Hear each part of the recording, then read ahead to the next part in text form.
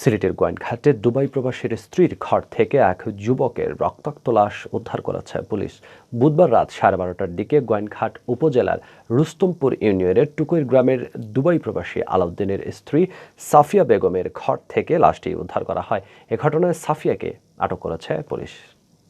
হত্যাকাণ্ডের কারণ নিয়ে পরস্পর বিরোধী অভিযোগ পাওয়া গেছে। এ ঘটনায় নিহতের ছোট ভাই বাদী হয়ে সাফিয়া বেগম সহ 4 জনকে আসামি করে থানায় মামলা করেছেন।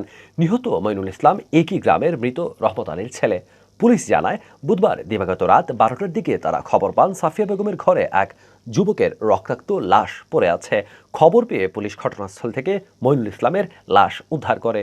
যুবকের মৃত্যু রহস্য উদ্ঘাটনে সাফিয়া বেগমকে থানায় আনা হয়েছে বলে জানিয়েছেন ওসি পরিমল চন্দ্র দেব। নিহতের যুবকের স্বজনদের অভিযোগ, রাতে সাফিয়া বেগমের পরিবারের লোকজনের খবর দিয়ে মইনুল ইসলামকে তাদের বাড়ি নিয়ে যান। এরপর পরিকল্পিতভাবে তাকে কুপিয়ে হত্যা করা হয়। অন্যদিকে সাফিয়ার পরিবারের সদস্যদের অভিযোগ, স্বামী প্রবাসে থাকায় দীর্ঘদিন ধরে মইনুল সাফিয়াকে উত্ত্যক্ত করে আসছিল। বিভিন্ন সময় রাতের বেলা সে সাফিয়ার ঘরে ঢোকার চেষ্টা করেছে। বুধবার রাতে ঘরের বেড়া কেটে মইনুল সাফিয়ার ঘরে ঢুকে তাকে ধর্ষণের চেষ্টা চালালে সে দা দিয়ে কুপিয়ে মইনুলকে হত্যা করেছে। গোয়াইনঘাট থানার ওসি পরিমল চন্দ্রদেব জানান, সাফিয়ার পরিবারের অভিযোগ, ঘরের বেড়া কেটে মইনুল ভেতরে ঢুকেছিল।